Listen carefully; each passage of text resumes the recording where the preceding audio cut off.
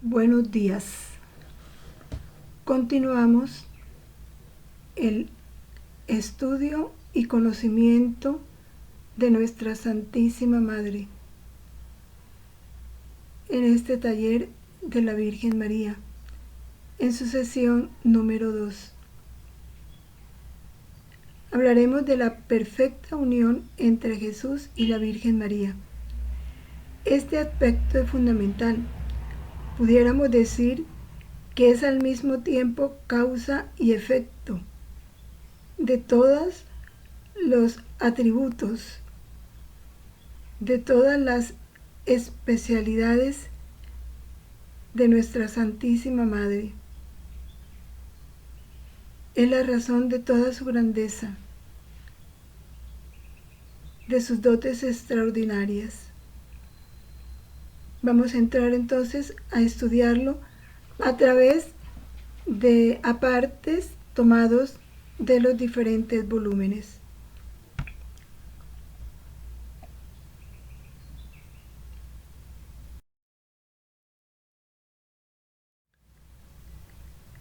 Iniciemos fundidos en la voluntad de nuestra querida Madre, en la voluntad de Jesús, y con esa voluntad de Jesús, con su mismo corazón, con las mismas ternuras, con el mismo amor con que Él la ama, digámosle: honor y gloria a la Virgen María, hija predilecta de Dios Padre.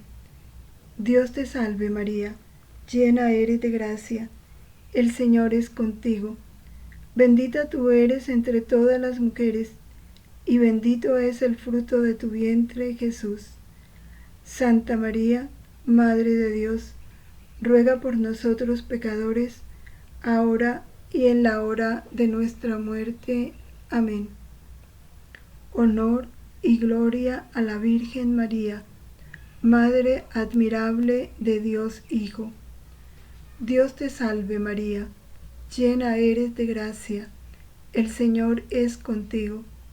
Bendita tú eres entre todas las mujeres, y bendito es el fruto de tu vientre, Jesús. Santa María, Madre de Dios, ruega por nosotros pecadores, ahora y en la hora de nuestra muerte. Amén. Honor y gloria a la Virgen María, esposa fidelísima de Dios Espíritu Santo. Dios te salve María, llena eres de gracia, el Señor es contigo. Bendita tú eres entre todas las mujeres, y bendito es el fruto de tu vientre, Jesús. Santa María, Madre de Dios, ruega por nosotros pecadores, ahora y en la hora de nuestra muerte. Amén. Gloria al Padre, al Hijo y al Espíritu Santo, como era en el principio, ahora y siempre, por los siglos de los siglos. Amén. En el nombre del Padre, y del Hijo, y del Espíritu Santo. Amén.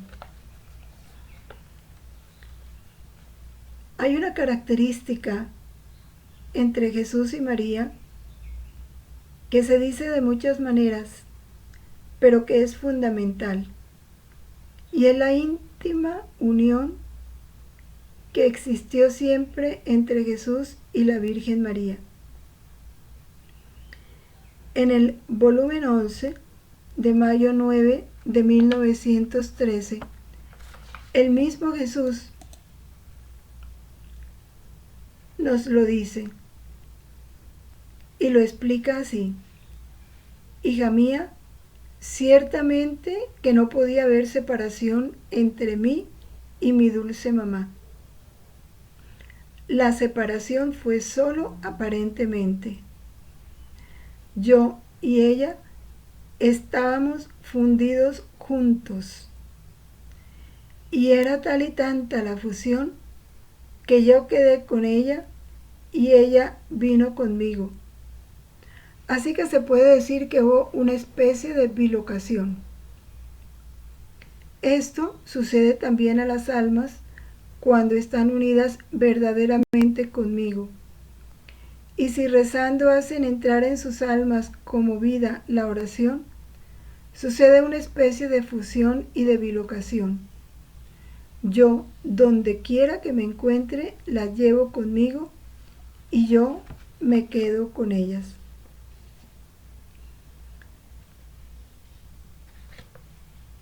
Hay una inseparabilidad, y esto se lo explica Jesús a Luisa cuando ella medita ese momento en que él se separa de su Santísima Madre, va a despedirse de ella y se separa de ella ya camino a la pasión. Ahí es donde habla él que realmente no hubo separación, porque ellos siempre son inseparables. Donde está Jesús, está la Virgen María. Donde está la Virgen María, está Jesús. Si queremos encontrar a Jesús, lo hallaremos con María. Y si queremos encontrar a la Virgen María, la hallaremos con Jesús. Y continúa Jesús explicándonos esto. Hija mía, tú no puedes comprender bien lo que fue mi querida mamá para mí. Yo, viniendo a la tierra, no podía estar sin cielo, y mi cielo fue mi mamá. Entre yo y ella pasaba tal electricidad que ni siquiera un pensamiento hubo en ella que no lo tomara de mi mente. Y este tomar de mí la palabra, la voluntad, el deseo, la acción, el paso, en fin, todo, formaba en este cielo, el cielo de la Virgen María, el sol, las estrellas, la luna y todos los gozos posibles que puede darme la criatura y que ella misma puede gozar. Cómo me deleitaba en este cielo, cómo me sentía consolado y rehecho de todo.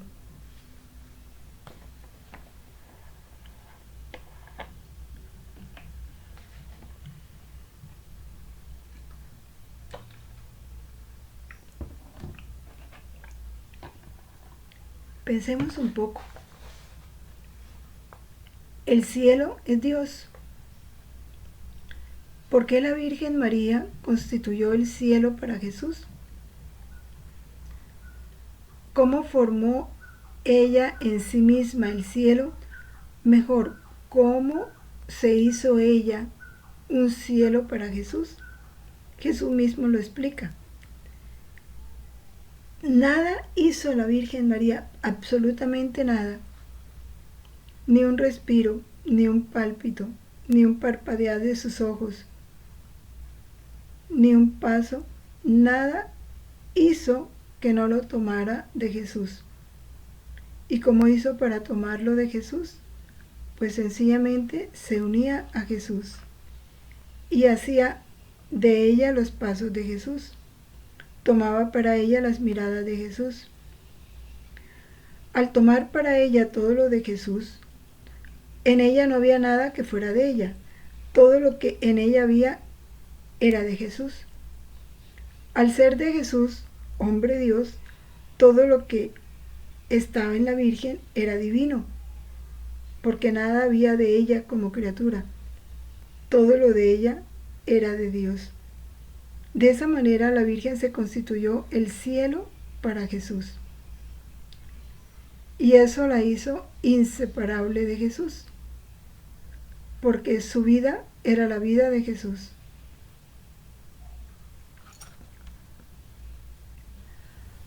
Ahora, esta inseparabilidad se da fundamentalmente por una gracia muy especial, extraordinaria, única, irrepetible, que se le fue concedido a la Virgen María desde su Inmaculada Concepción. ¿Cuál es esa gracia? Todo lo que Dios es por naturaleza. se le concedió a la Virgen María por gracia. Y eso desde su concepción. Recordemos cómo en su Inmaculada Concepción el Padre vertió mares de potencia, el Hijo mares de sabiduría, el Espíritu Santo mares de amor. La Virgen María fue concebida en estos mares. Los mares formaron parte de su esencia, una esencia divina. Y al decir que todo lo que Dios es por naturaleza, la Virgen lo es por gracia, estamos hablando de un ser humano divino. Porque Dios, todo lo de Dios es divino. Todo lo de Dios por naturaleza es divino. Y eso que es Dios se le fue concedido a ella por gracia. Luego todo en María era divino. Así nos lo dice el volumen 2 de septiembre 26 de 1899. Dulcísimo amor mío, si yo siento tanto deleite al verte, ¿qué habrá sentido nuestra mamá reina cuando te encerraste en su seno purísimo? Qué contentos, cuántas gracias no le diste.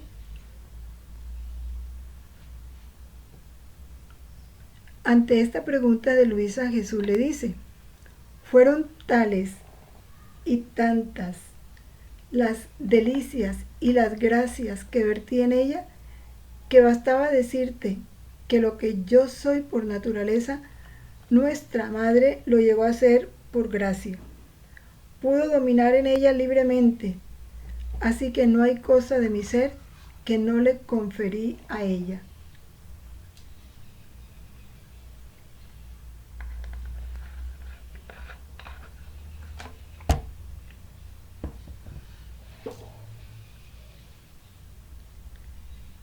Cuando meditamos ese momento de la Inmaculada Concepción, contado por el mismo Jesús, Él nos dice cómo su santidad divina, su gloria divina, su belleza divina, todo se proyectó en la Virgen María. Y esto de que todo lo que Él es por naturaleza, la Virgen lo es por gracia, se le muestra a Luisa de una manera gráfica. ¿Y cómo se le muestra?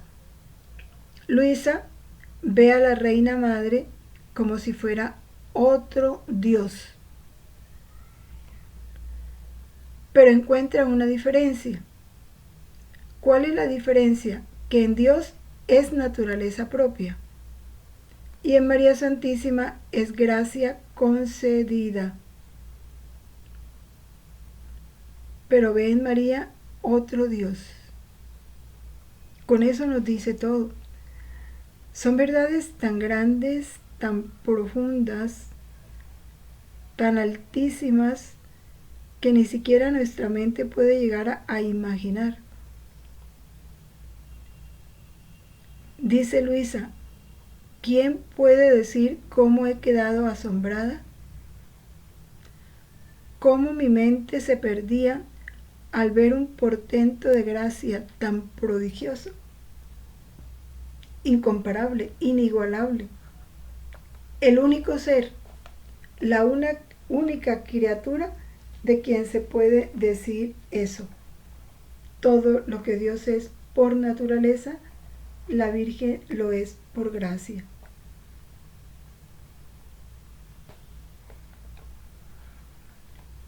Y precisamente esta especialidad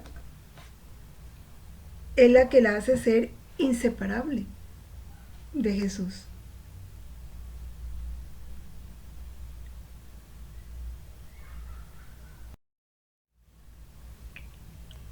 ¿Por qué la hace inseparable? Porque A ver, todo lo que Dios es por naturaleza. Dios por naturaleza es uno y trino.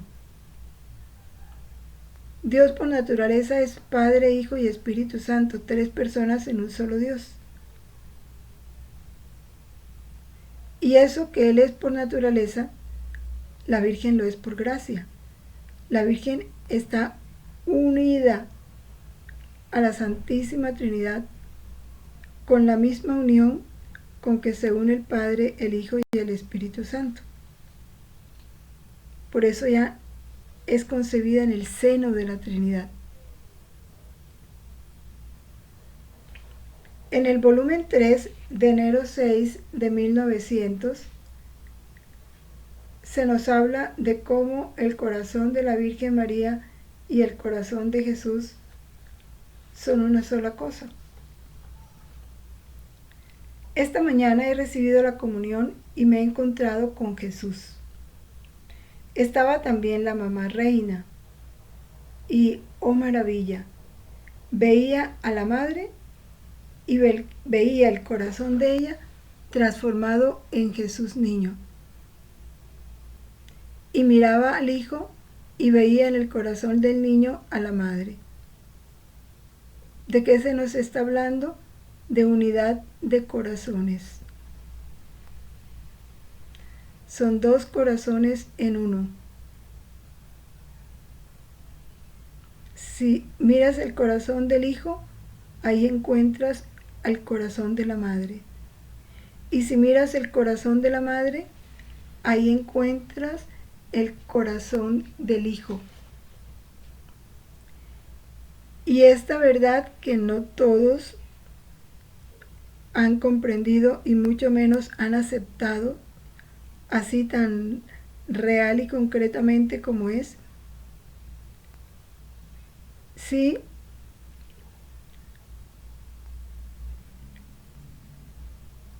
un santo, y ahorita se me olvida su nombre, lo vivió perfectamente. Él nunca habló de los corazones de Jesús y María. Él habló del corazón de Jesús y de María. El corazón de Jesús y María, un solo corazón. Y es que eso era el corazón de Jesús y de María, un solo corazón. Mientras más comprendamos estas verdades, más entenderemos la inseparabilidad y la unidad tan perfecta entre estos 2 seres.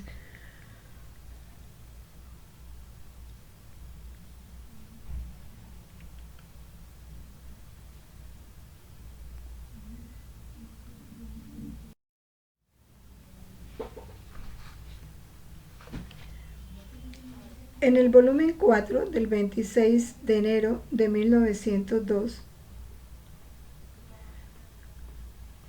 nos ponen a considerar esa estrechísima relación entre la Virgen y la Santísima Trinidad.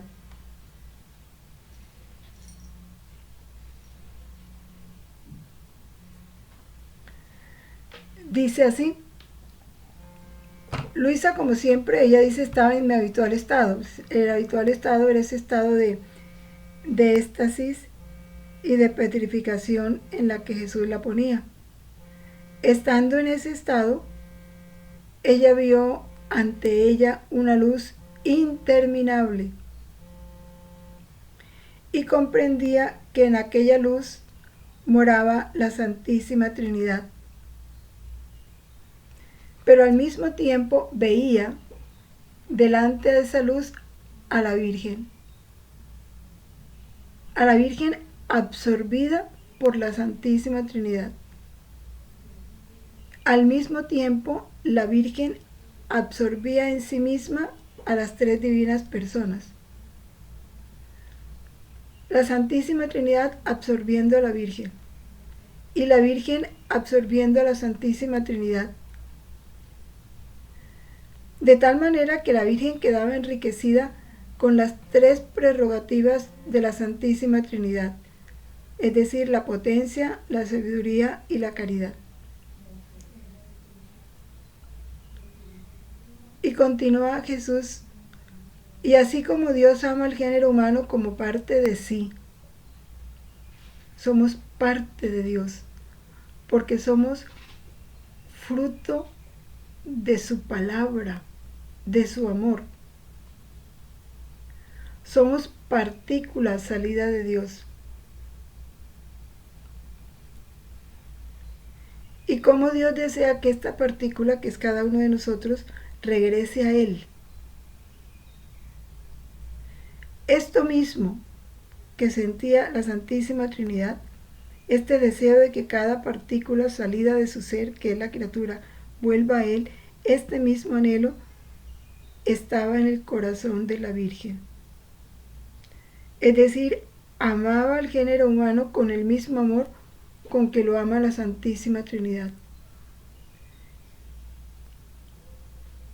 Y por eso en otro de los escritos dice Jesús cómo Dios puso en el corazón de la Virgen su amor para amarnos a través de ella. Nos metió en la Virgen para amarnos en ella. Porque en la Virgen depositó absolutamente todo.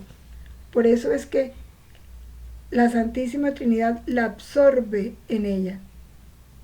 O sea, la mete en ella. La Virgen María vivió en el seno de la Trinidad.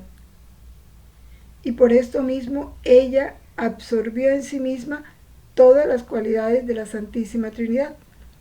Por eso todo lo que Dios es por naturaleza, ella lo es por gracia.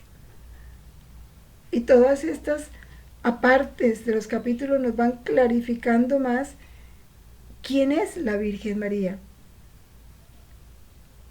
Es otro Dios por gracia.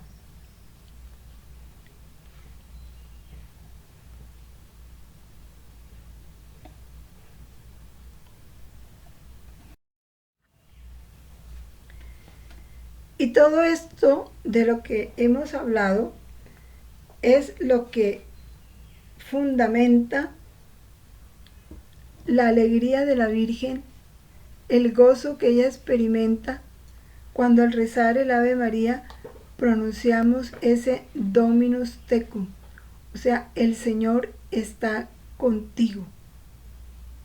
Porque ¿qué significa ese el Señor está contigo? O no está, el Señor es contigo, es todo lo que Dios es por naturaleza, María lo es por gracia. Es contigo. Quiere decir, está todo Él en ti.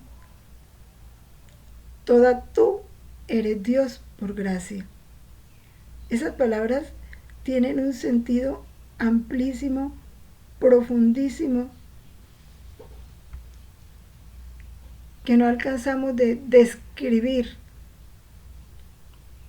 porque lo dice todo. Así nos dice el volumen 4 de enero 10 de 1903. Después de haber esperado mucho, ha venido la Reina Madre con el niño en brazos y me lo ha dado, diciéndome que lo tuviera cortejado con actos continuos de amor. Por cuanto he podido, lo he hecho. Mientras esto hacía, Jesús me ha dicho: amada mía, las palabras más agradables que más consuelan a mi madre son el Dominus tecum, porque no apenas fueron pronunciadas por el arcángel, sintió comunicarse en ella todo el ser divino. Tan pronto el ángel las pronunció, sintió comunicarse todo el ser divino. Ya el ser divino estaba en ella. Como que se le renueva la presencia del ser divino en ella. Se le renueva toda esa sustancia divina con la que ella fue regalada en su inmaculada concepción. Todo ese ser de Dios en ella. Cuando el ángel pronuncia el Dominus tecum, e igual pasa cuando nosotros con fervor lo pronunciamos en cada Ave María. le proporcionamos a la Virgen un gozo inmenso, y por eso se sintió investida del poder divino, de modo que el suyo, frente al poder divino, se perdió, y mi madre quedó con el poder divino en sus manos. Eso es lo que la Virgen es, llena del poder divino. El Señor es contigo, el Dominus tecum.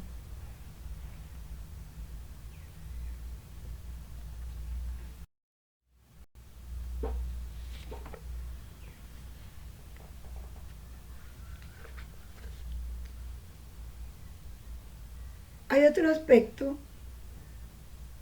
que nos vuelve a decir lo mismo. O sea, la esencia de esa inseparabilidad es que todo Dios está en María. Todo lo de María es divino. Nada hay de ella en ella. Su humanidad fue un velo que cubrió la vida de Dios en ella. Este capítulo nos explica un poco lo que se decía al comienzo. ¿Por qué se dio todo esto? Porque todo en María salía de dentro de la palabra fiat, pero esa palabra fiat corresponde a Dios. Dice Luisa: al mirarla he visto en su interior como un globo de luz, y dentro de aquella luz estaba la palabra fiat. La palabra fiat traduce hágase. Y de esa palabra descendían muchos, diversos, interminables mares de virtud, de gracias, de grandezas, de gloria, de alegrías, de bellezas y de todo lo que contiene nuestra reina mamá. Así que todo estaba radicado en aquel fiat, y del fiat tenía principio todos sus bienes. Entonces yo la miraba maravillada, y ella me ha dicho: hija mía, toda mi santidad ha salido de dentro de la palabra fiat. ¿Qué es el fiat? El hágase. Yo no me movía ni siquiera para un respiro, para un paso, ni ninguna otra acción, si no lo hacía dentro de la voluntad de Dios. Mi vida era la voluntad de Dios, mi alimento, mi todo, y esto me producía santidad, riquezas, glorias, honores, pero no humanos, sino divinos. Como cuando Luisa nos explica que la Virgen todo lo tomaba de Jesús. Nada hubo en ella, ni un paso, ni una palabra, que no lo tomara de Jesús, de la vida de Jesús. Es decir, todo en ella era vida de Jesús. Es lo mismo que aquí se nos dice, pero de otra manera. El fiat es el hágase, la palabra hágase, que expresa todo el poder y el hacer de Dios. Y es que nuestro ser tiene origen en el hágase de Dios, que es el fiat lux, cuando Dios crea la creación, y con esa palabra fiat, hágase, creó todas las cosas.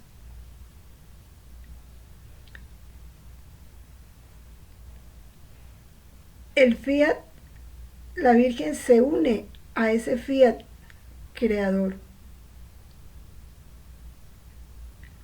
Y en ella da origen todo tomado del fiat. De manera que una palabra que ella dijera, un paso que diera, un movimiento que hiciera, todo tenía origen en el hágase de Dios, porque ella todo lo tomaba de la voluntad de Dios.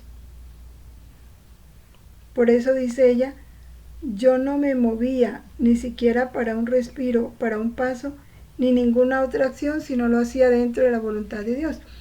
Esto ocurre cuando la criatura se une a la voluntad de Dios y le dice, ven a respirar en mí. Ese ven a respirar en mí, yo me estoy uniendo al fiat de la voluntad divina y tomo mi respiro del respiro de la voluntad de Dios. Mi respiro se pierde en el de Jesús y hago mío el respiro de Jesús. Es el fundirse. Cuando yo me fundo en la voluntad divina, todo en mí toma su origen de la voluntad divina. Entonces ya mis pasos son tomados de la voluntad divina. Mis respiros son tomados de la voluntad divina. Porque yo estoy unida a la voluntad divina, me perdí en ese océano interminable de ese fiat divino, me sumergí y en mí queda ese fiat operando, obrando. Y toda la vida de la Virgen fue eso, y de una manera ininterrumpida. Por eso ella lo afirma. No me movía ni siquiera para un respiro, ni para un paso, ni para ninguna otra acción, sino lo hacía dentro de la voluntad de Dios. Mi vida era la voluntad de Dios. Eso es lo que ella nos está explicando. Mi alimento, todo, me producía santidad, riqueza, glorias, honores, pero no humanos, sino divinos, porque eran el fruto de un operar divino en ella. Y si todo lo hacía Dios en ella, y ella vivía sumergida en Dios, eran inseparables. Ella en Dios y Dios en ella.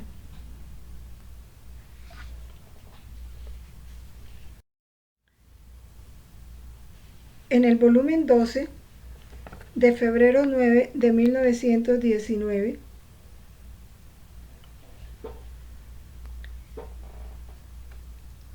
nos explica el mismo Jesús, le dice a Luisa cómo Jesús y la Virgen formaban un solo eslabón. Imaginemos lo que es ser un solo eslabón. No dos eslabones unidos, no, un solo eslabón. Ahí habla de una unión perfecta. ¿Cuándo le explica esto a Luisa? Él le está diciendo a Luisa que ella es el segundo eslabón de conjunción con su humanidad. Es decir, él es el primer eslabón y ella es el segundo, que une a la humanidad, con lo que está unido a la humanidad. Entonces Luisa le dice que eso no puede ser. ¿Cómo? Que ella la segunda, no puede ser. Está la Virgen. La Virgen debe ocupar el primer lugar en todo y sobre todo. Yo no puedo ser la segunda, dice ella, antes que yo está la Virgen. Mientras ella decía eso, Jesús la acaricia y le dice, hija mía, ¿por qué te inquietas? ¿No es acaso mi costumbre elegir de entre el polvo y formar de él grandes portentos, prodigios de gracia? Y ahí es donde le dice, no, mi mamá no entra en la parte secundaria de mi amor. O sea, mi mamá no es el segundo eslabón de mi amor, no. Ni de mi querer tampoco. Ella forma un solo eslabón conmigo. Porque ella y yo somos un solo eslabón, tú formas el segundo eslabón. Hablando de esa unión que tiene Luisa con ellos, y pues le explica, no, mi mamá no es la segunda, porque mi mamá y yo somos una sola cosa. La segunda eres tú, le dice a Luisa. Imaginémonos qué grandeza la de la Virgen. Es una con Dios. Es que no hay palabras para explicarlo. y yo diría ni mente para comprenderlo, porque esto sobrepasa todo. Y también es cierto que tengo muchas almas queridísimas por mí, pero esto no excluye que pueda elegir a una en vez de otra a la altura de un oficio. Y no solo de oficio, sino a altura tal de santidad, cual conviene para vivir en mi querer. Las gracias que no eran necesarias a los demás, a quienes no llamaba a vivir en esta inmensidad de santidad de mi voluntad, son necesarias para ti, a quien elegí desde la eternidad. Cosa importante. A quien Dios elige para vivir en su voluntad, le da gracias que no le da a las almas que no han sido llamadas a esta altura de santidad. Comprendamos entonces a qué altura de santidad estamos llamados cuando Dios nos hace conocer y comprender estas verdades del reino y nos llama a vivir en su voluntad. Porque vivir en su voluntad es poseer su misma vida, su misma santidad.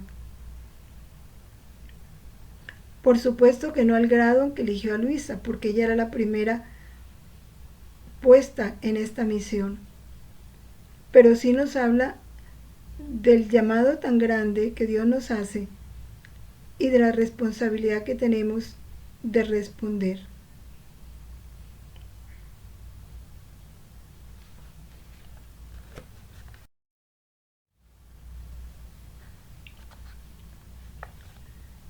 En razón de toda esta especialidad de nuestra Madre, de la altura a la que ha sido elevada, de quién es ella, porque solo Jesús puede hacernos entender quién es su Madre. Y dolorosamente, qué poco hemos comprendido de quién es nuestra Madre.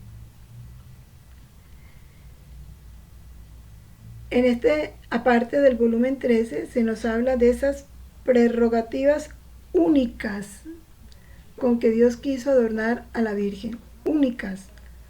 No están en ningún otro ser. Por eso ella está por encima de todas las criaturas. Ninguna criatura igualará a la Virgen María. Mucho menos la superará. Ninguna. Dice así Jesús: mi voluntad jamás podía descender en un alma en modo singular y fuera de lo ordinario si no tuviera sus prerrogativas distintas, como con mi amada mamá. No podía descender yo, Verbo eterno, si ella no hubiese tenido sus prerrogativas distintas y el soplo divino no hubiera soplado en ella como a nueva creación, para volverla admirable a todos y superior a todas las cosas creadas. Cuando la Inmaculada Concepción, Dios hizo en la Virgen una nueva creación. Nueva creación. Nueva en el modo, nueva en el tiempo, nueva en el amor. Una nueva creación con prerrogativas exclusivas, distintas y superiores a la de todos, porque estaba llamada a ser una con Dios.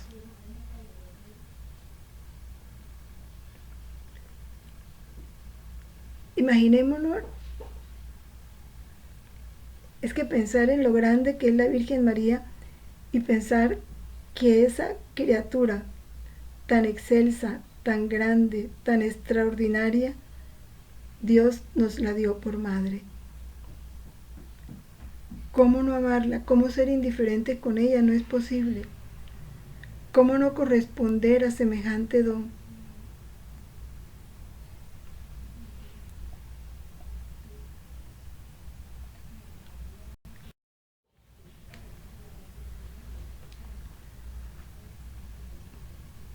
Jesús acostumbra a decirnos lo mismo de 1000 formas,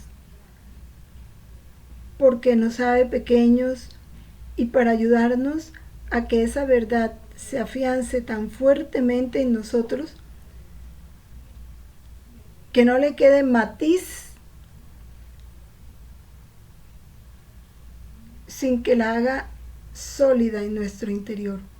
Y por eso esto que nos ha dicho ya de 1000 formas, nos lo vuelve a repetir en este volumen 14 de marzo 16 de 1922. Vuelve a insistir en que la vida de él y de la Virgen María eran una sola cosa. No son dos vidas, es una sola vida. No son dos voluntades, es una sola voluntad. Como decía, no son dos eslabones, es un solo eslabón. Dice así: entre mi madre y yo corría una corriente tal que su latido corría en el mío y el mío corría en el suyo. Ahí está, un mismo latido. Así que ella vivía de mi latido eterno y yo de su latido materno. Por eso nuestras vidas se confundían juntas. Y era precisamente esto lo que ante mí la hacía distinguirse como mi madre. Las acciones externas no me satisfacen ni me agradan, sino parten de un interior del que yo formo la vida. También Jesús quiere ser nuestra vida, vivir en nosotros, latir en nosotros, respirar en nosotros, caminar en nosotros.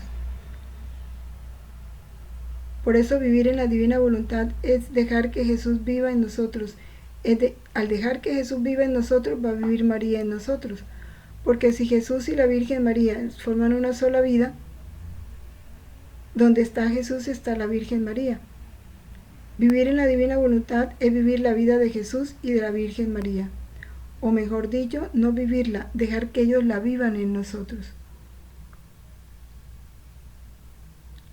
Es algo tan grande que a veces las palabras se quedan cortas para expresar la grandeza y sublimidad de este vivir en la divina voluntad.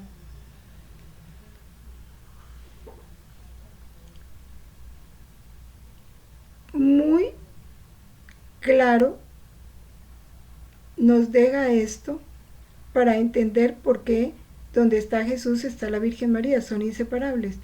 Cuando comulgamos a Jesús, viene con él la Virgen María. Porque ella jamás deja a su hijo, forman una sola vida.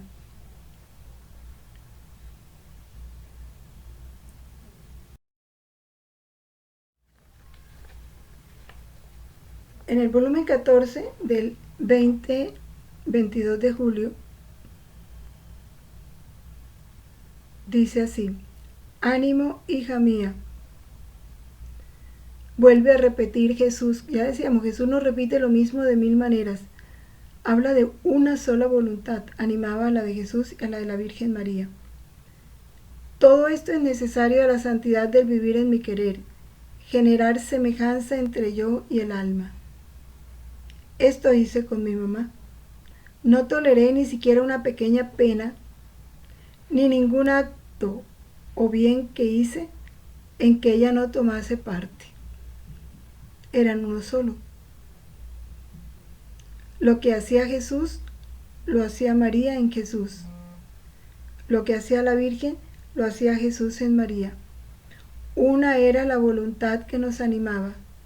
Y por lo tanto, cuando yo sufría las muertes, las penas, cuando obraba, ella moría, ella penaba, ella obraba junto conmigo. En su alma debía ser copia fiel la mía, de modo que reflejándome en ella debía encontrar otro yo mismo. Jesús se encontraba a sí mismo en la Virgen María. Ahora, lo que hice con mi mamá, lo quiero hacer contigo, le dice a Luisa.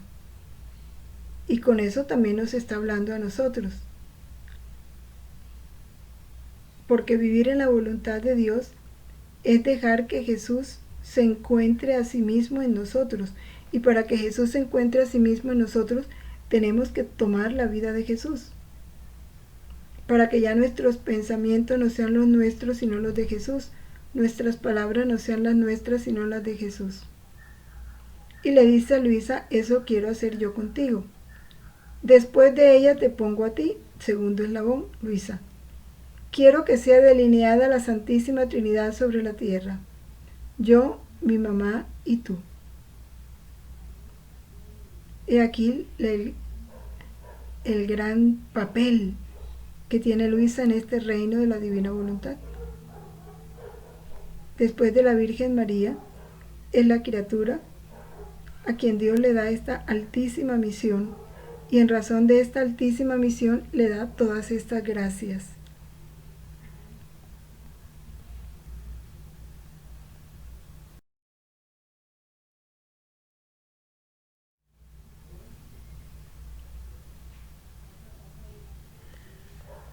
Dada esta unión, esta inseparabilidad entre Jesús y María, en todos los actos de Jesús vamos a encontrar los actos de la Virgen. Y en todos los actos de la Virgen vamos a encontrar los actos de Jesús. Ya nos es imposible encontrarlos separados. Y eso es lo que Jesús nos explica aquí. Hija mía, en mi querer, es decir, en mi voluntad, no solo encontrarás todos los actos que hizo mi humanidad. Cuando nosotros nos fundimos en la voluntad de Jesús, no solo vamos a tomar los actos de Jesús, porque en los actos de Jesús encontramos los actos de todas las criaturas, sino que encontrarás también todo lo que hizo mi amada mamá, que entretejiéndose junto conmigo, sus actos formaban uno solo con los míos. Los actos de la Virgen tienen las mismas intenciones de los actos de Jesús, porque forman una sola vida. En cuanto fui concebido en su seno, ella empezó el entretejido con mis actos. Y como mi humanidad no tenía otra vida, otro alimento, otra finalidad que la sola voluntad de mi Padre, que corriendo en todo me constituía acto de cada criatura para restituir al Padre los derechos de creador por parte de las criaturas y para darme como vida a todas ellas. Por eso, en cuanto comenzó su entrelazamiento conmigo, así también ella restituía a nombre de todos los derechos de creador y se daba a todas las criaturas. Así que todas las criaturas recibían como vida junto a mis actos los de mi mamá. Tan pronto Jesús fue concebido en el seno de la Virgen, ella empezó a unir sus actos a los de su Hijo. Bien sabía ella la misión del Hijo y cómo ese Hijo que llevaba en sus entrañas, ya desde sus entrañas ese Hijo le estaba dando al Padre gloria perfecta a nombre de todos, reparación a nombre de todos. Entonces ella, cuando entrelazaba sus miradas con las de Jesús, en sus miradas tomaba las mismas intenciones de Jesús, darle gloria al Padre, reparar y alcanzar el bien para todas las criaturas. Como lo dice Jesús aquí. En cuanto comenzó su entrelazamiento conmigo, restituía a nombre de todos los derechos de creador y se daba a todas las criaturas.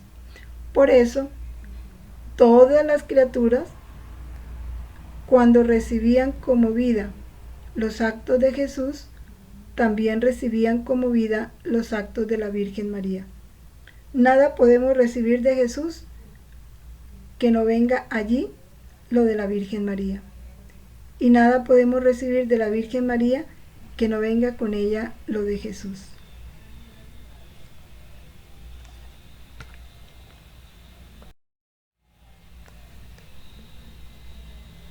Volumen 14, octubre 13 de 1922. Siendo una misma vida, un mismo eslabón, teniendo una misma voluntad. Como decía Jesús al comienzo, no era posible que se separaran, más bien había una bilocación, es decir, ella se bilocaba para irse con él y él se bilocaba para quedarse con ella, porque eran uno solo. En razón de eso, la Virgen conoció y vivió de una manera unificada con Jesús todas sus penas más secretas. No hubo pena secreta de Jesús que no fuera conocida por la Virgen María. Esto en razón de su unidad. Estaba al corriente de todas las penas secretas de Jesús. Así nos lo explica Jesús. Dice, mi mamá fue espectadora de todas las penas de mi vida oculta, y esto era necesario, pues si yo había venido del cielo a la tierra para sufrir, y no sufrir para mí, sino para bien de los demás, yo debía tener por lo menos una criatura en cual apoyar ese bien. Como quien dice, una persona que diera testimonio. Y así ella podía alabarme, amarme, agradecerme, bendecirme y admirar el exceso de mi bondad. Y la Virgen lo hizo. Por eso ella, conmovida y raptada ante la vista de mis penas, me rogaba que en vista del gran bien que le llevaban mis penas a ella, no la eximiera de fundirse con mis mismas penas para sufrirlas. Hizo suyas las penas de Jesús. ¿Para qué? Para darme la correspondencia y ser mi perfecta imitadora. Si mi mamá no hubiera visto nada de lo que yo sufría, si yo no se lo hubiera hecho saber, si no lo hubiera descubierto ella, dada esa unidad en que vivía con Jesús, no habría tenido mi primera imitadora, no habría tenido ningún gracias, ninguna alabanza. Mis penas, el bien que contenían, habrían quedado sin efecto, porque no conociéndolas ninguno, no podía ser el primer apoyo. Así que la finalidad del gran bien que debía recibir la criatura se habría perdido.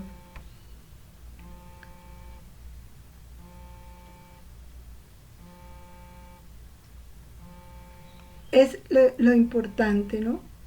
Por eso la Virgen María vivió en plenitud los sufrimientos de Jesús, los hizo suyos, los vivió como propios, dada esa unidad que había entre los dos.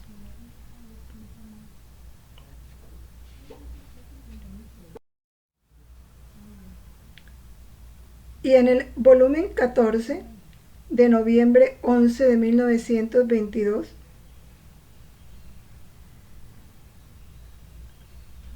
se nos habla de los frutos de los actos de Jesús y de María. Ellos todos los actos los hicieron juntos, eran uno solo, un solo eslabón. Y esos actos de Jesús y de María, que son uno solo, tienen sus frutos. Y esta parte del volumen 14 nos habla de esos frutos. Dice, quise que mi mamá también santa me siguiera en el mar inmenso del querer supremo y junto conmigo duplicara todos los actos humanos, poniendo en ellos el doble sello después del mío, de los actos hechos en mi voluntad sobre todos los actos de las criaturas. Doble sello. Los actos hechos en la voluntad de Dios llevan el doble sello. El sello de los actos de Jesús y el sello de los actos de la Virgen María.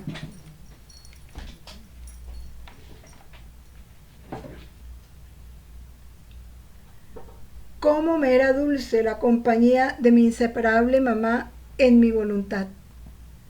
La compañía en el obrar hace surgir la felicidad, la complacencia, el amor de ternura, la competencia, el acuerdo, el heroísmo.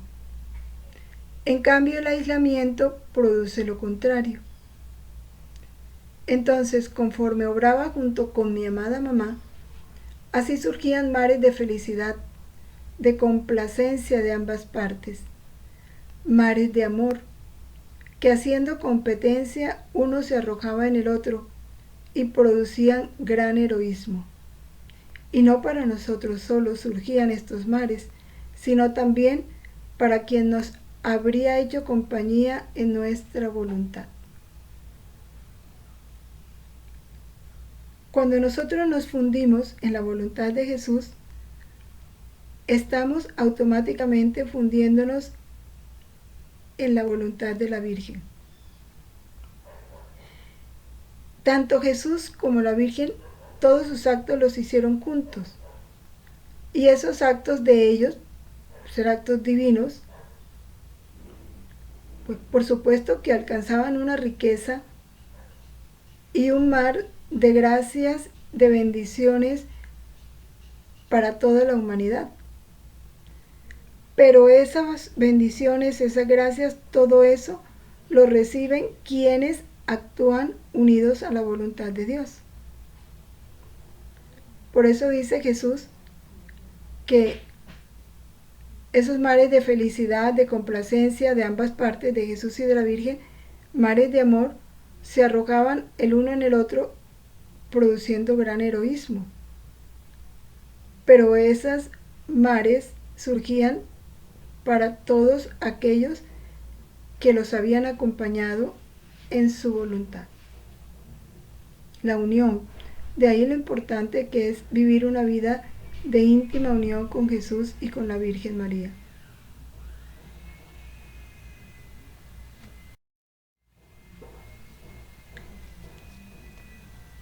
En el volumen 19 de junio 15 de 1916,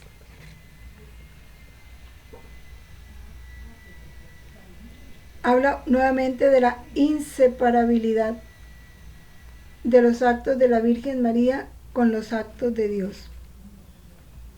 Cómo Jesús nos repite esta verdad. Y es el grande, porque lo que más complace a Jesús es que nosotros conozcamos y amemos a su mamá. La valoremos como Él la valora. Dice Él, mi mamá reina, ella, porque obró siempre en la unidad de la luz del querer supremo, o sea, siempre en la voluntad de Dios, todos sus actos, el oficio de madre, los derechos de reina quedaron inseparables de su Creador. Tan es verdad que la divinidad, cuando hace salir fuera los actos de la bienaventuranza para hacer feliz a toda la patria celestial, hace salir junto todos los actos de la mamá celestial. Así que todos los santos se sienten investidos no solo de nuestras alegrías y bienaventuranzas, sino que quedan también investidos por el amor materno de la madre de ellos. Cuando Dios quiere aumentar esa gloria accidental de los bienaventurados, como dice ahí, hacer feliz a la patria celestial, hace salir junto con sus actos los de la Virgen. De manera que siempre que llega una gloria, aumentar gloria en el cielo, están los actos de la Madre invistiendo, alegrando, llenando de bienaventuranza a todos los habitantes del cielo.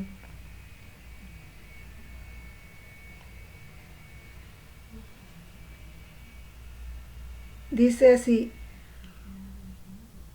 quedan también investidos por el amor materno de la madre de ellos, de la gloria de su reina, de todos sus actos convertidos en alegrías para toda la celestial Jerusalén.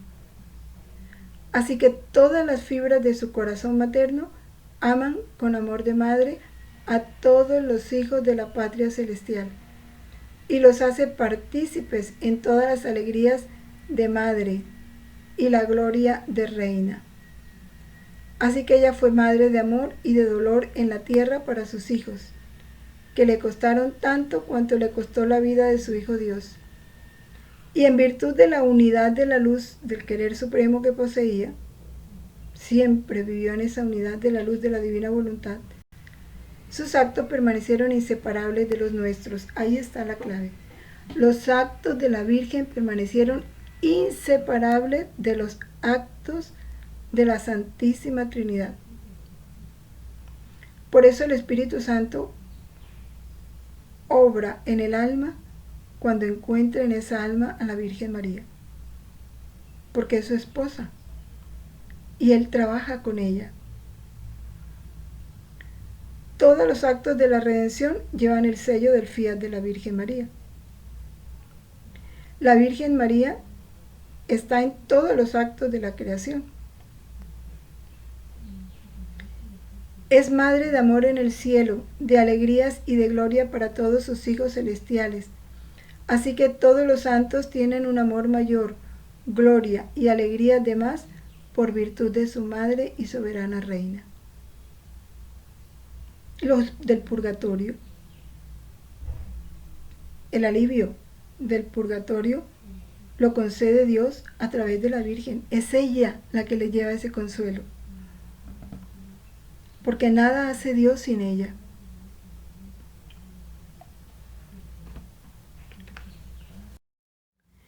En este mismo volumen 19, del 22 de agosto de 1926, nos vuelve a hablar de la inseparabilidad. La Virgen fue inseparable de Jesús. Luisa le vuelve a hablar de la privación de la Virgen. Cuando él la deja y se separa de ella, tanto cuando empieza su pasión como cuando fue sepultado. Y él explica, él le dice, no es verdad que la Virgen haya quedado privada de mí, o sea, nunca quedó la Virgen privada de él. Vivió la perfecta fe, sí, pero nunca se separó de él. Fue inseparable. Experimentó su ausencia, sí. El dolor de su ausencia, sí. El dolor de su privación, sí. Pero el hecho de que experimentara ese dolor de la privación no indica que Jesús no estaba con ella. Fueron inseparables.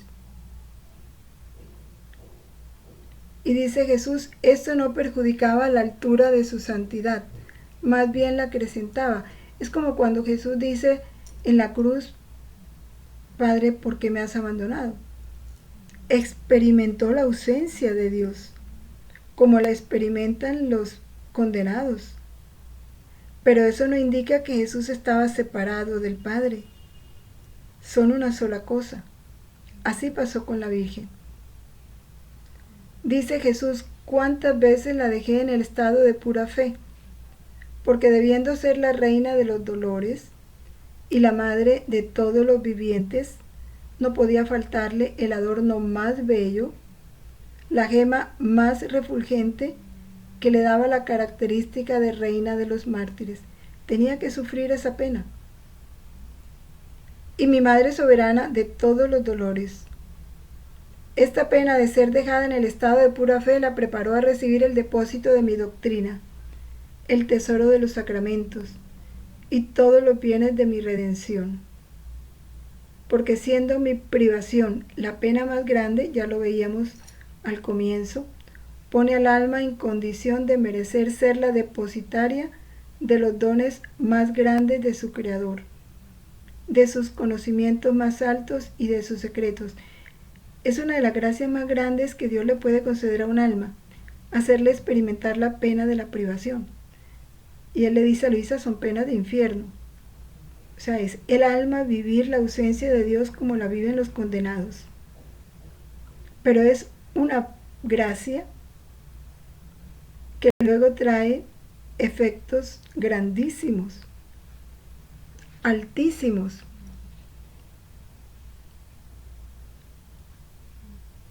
Además, la soberana reina como madre Debía poseer todos los estados de ánimo, tenía que vivirlos.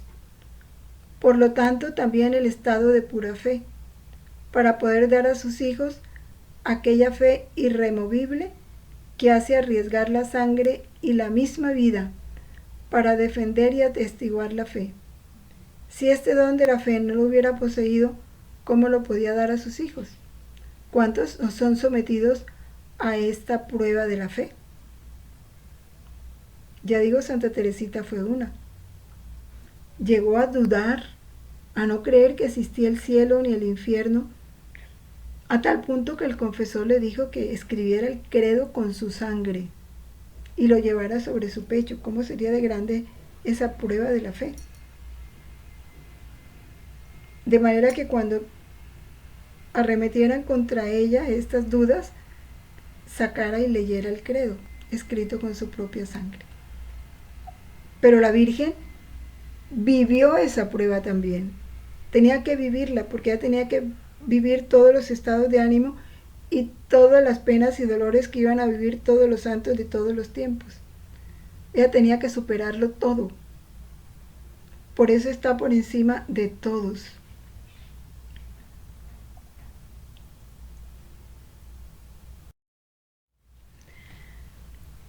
Realmente todo cuanto podamos imaginar o sentir de la grandeza de la Virgen es nada en razón de lo que ella es. Por esto démosle gracias a Jesús, porque bueno, es grande porque es su madre, pero lo más grande es que la haya hecho Madre nuestra, que tengamos semejante mamá. Por ello démosle gracias a Dios. Dulce Jesús mío, unido estrechamente a ti, quiero darte el testimonio de mi amor, de mi agradecimiento y de todo lo que la criatura está en deber de hacer para contigo, por haber tú creado a nuestra Reina y Madre Inmaculada, la más bella, la más santa, un portento de la gracia, por haberla enriquecido con todos los dones y también por haberla hecho Madre nuestra. Esto lo hago a nombre de todas las criaturas, pasadas, presentes y futuras. Quiero tomar cada acto de criatura, cada palabra, cada pensamiento, cada latido y cada paso, y en cada uno de ellos decirte que te amo, te doy gracias, te bendigo, te adoro por todo lo que has obrado en tu Madre Celestial y Madre nuestra. Amén. Gloria al Padre, al Hijo y al Espíritu Santo, como era en el principio, ahora y siempre, por los siglos de los siglos. Amén. En el nombre del Padre, y del Hijo, y del Espíritu Santo. Amén.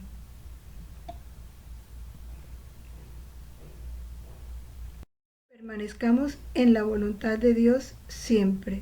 Fiat.